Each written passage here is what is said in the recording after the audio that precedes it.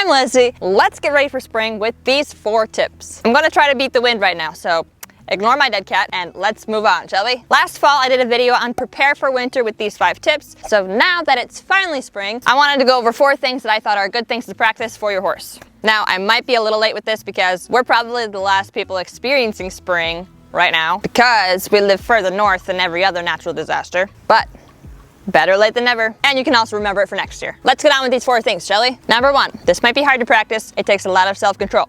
But wait to put your horses on pasture. And that is because horses easily pick up worms from the pasture in the spring. The warm, wet weather creates the ideal conditions for parasite larvae to develop and thrive on pasture. So horses can get worms by grazing on infected grass or by consuming feed or water that is contaminated with the worm eggs or larvae. The wet weather of spring is particularly conducive to the development of parasite larvae on the pasture. So spring is the crucial time for parasite management because it's when larvae are most active and it's most likely for horses to be exposed. It's also very hard on your pasture to let the horses out before the grass is grown and before the ground has even had time to dry. Horses tend to kill the grass when it's too short and they nip it past its roots. So for the sake of your horses, wait until your grass has grown a couple inches and wait for the ground to dry before you let your horses out on pasture. Number 2, don't jump right into work. It's definitely tempting in spring to jump right back into work and pick up right where you left off last year. As soon as things are drying up, shows are starting, and so you go from not riding much to a full day of intense workout, which is very stressful on the horse's body. It's important to remember that your horse has been sitting all winter, at least for the average person who doesn't have an indoor riding arena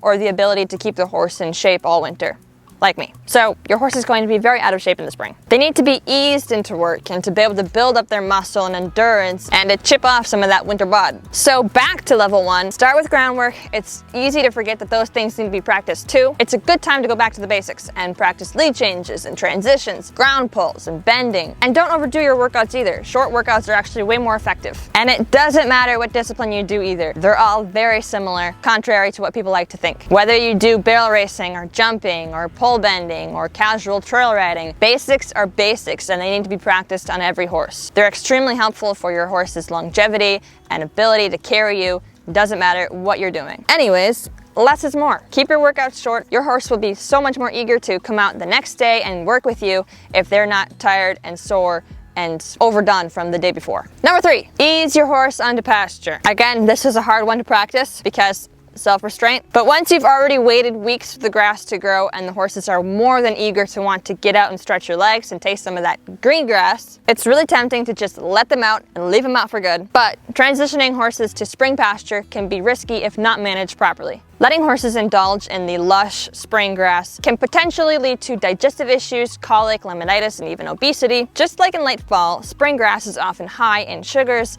and fructans, which can upset their digestive system, especially for horses that haven't been eating it for a while. So to avoid these risks, it's important to gradually introduce your horse to the spring grass, allowing their digestive system to adjust. Sudden changes in a horse's diet can be very risky, and you don't always remember that it's been at least 5 months since your horse has tasted grass, at least ours, because our winters are extremely long. So I'd suggest when you start putting your horses back out in pasture, the first couple days you only let them out for an hour or 2 and then you bring them back in, and then gradually for the next couple days you leave them out there a little bit longer until they're fully adjusted. And obviously you want to keep an eye on your horses and make sure that they're adjusting well. You can look for signs of like a bloated belly or excessive sweating or just sluggishness. They can also get what is called grass glands. It's where swelling occurs in the parotid gland area, which is located below the ear and behind the cheek. And it's also very important that you always allow your horse free access to minerals and efficient microbes. Minerals are great and can be life-saving for your horse. They help with bloating issues and colicky issues. And efficient microbes, also known as EMs, are also great for helping your horse with colicky issues and are great for fighting against worms. I have multiple different videos going over minerals and efficient microbes, so if you want to learn more about those things, you can go check them out on my channel. And finally, we're down to our last one, number 4. Hand walk your horse